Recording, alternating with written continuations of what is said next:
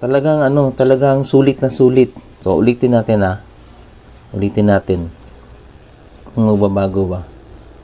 Ayan oh. Oh. Oh. Nag-50 pa.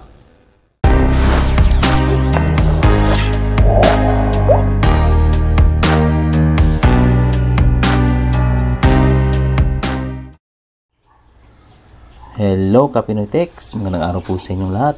Gusto ko lang i-share sa inyo itong internet connection na ginagamit namin ngayon. Actually, ito talaga isa sa pinakamurang unlimited internet na nakita ko o yung ginamit ko sa aking internet. Before kasi, ito yung ginagamit ko, Globe at Home. Kasi prepaid lang ako hindi ako naka-plan ngayon. Globe at Home na prepaid, last year, ito yung ginagamit ko. Naglo-load ako, magastos ako ng mga halos 1,000 sa isang buwan para sa load. Kasi wala tong walang unlimited. And then ngayon, pumasok yung GoMo. Tapos inaabangan ko talaga yung promo nila na 499 unlimited internet for 1 month. Yun nga lang, meron siyang 5 Mbps lang na speed.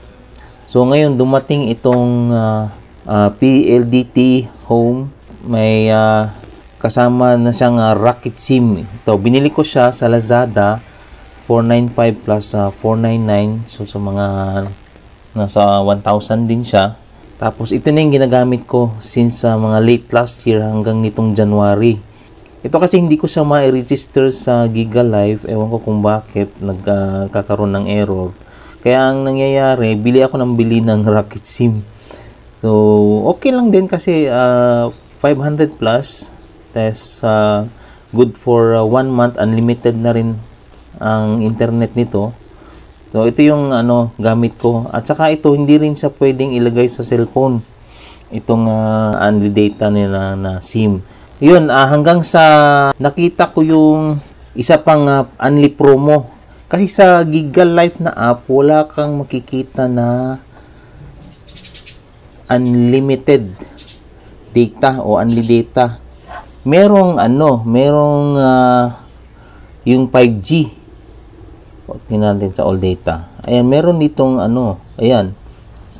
Dito ako sa sa GigaLife. Merong unli 5G data. Ayan, merong 30 days na unli 5G 599.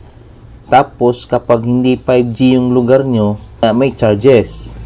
Ayan, 12 GB for non-5G. So, ibig sabihin, uubusin yung 599 mo sa 12 GB na data kung hindi siya 5G yung area. Okay. So, wala tayong ibang nakitang unli. And then, ganun din sa dito sa GoMo, sa ngayon, wala din silang unli promo o unli internet promo. Ang data offers nila, ayun, meron lumabas. Ayan, meron, sa ngayon, meron silang flash deal.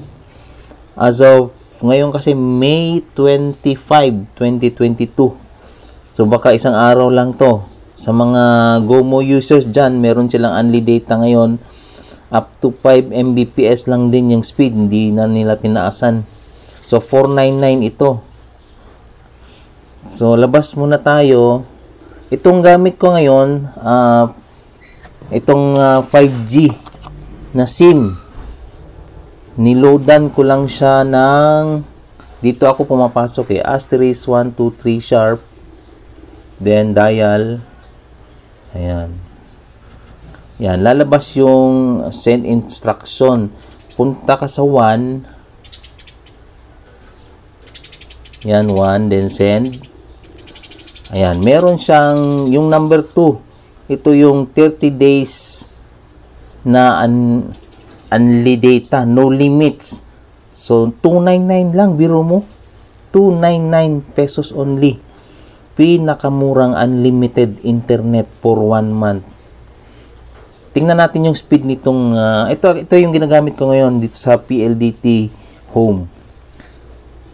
Yan, kung titingnan mo sa connection natin, Ayan, no, naka PLDT home tayo.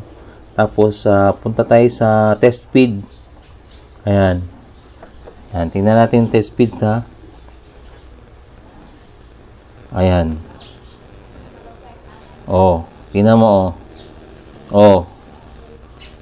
Yan, 46 Mbps ang speed na binibigay nitong Unli Internet, 299 pesos. Itong SIM na to, dito nakakabit sa PLDT Home. So, ang gumagamit dito sa amin, sa bahay, 4 na user, tsaka yung isang internet TV o yung smart TV. So, bali 5 lahat. Ito yung speed niya. Talagang sulit na sulit. So, ulitin natin, Ulitin natin. Kung magbabago ba. Ayan, nag-50 pa. 51 Mbps. Ayos na ayos. So, yun lang. Maisi-share ko sa inyo ngayon.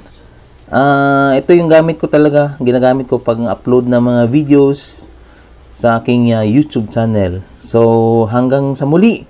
Dito lang sa Pinoy Tech Channel. Bye-bye!